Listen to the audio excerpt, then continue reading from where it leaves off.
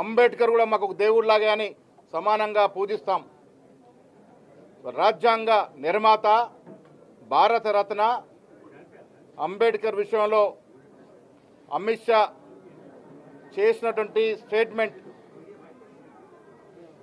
Congress party యావత్ దేశంలో ఇవాళ నిరసనలు తెలుపుతా ఉంది. ఆయన చేసే స్టేట్మెంట్ నిర్బద్ధంగా ఖండిస్తూ ఉన్నాము.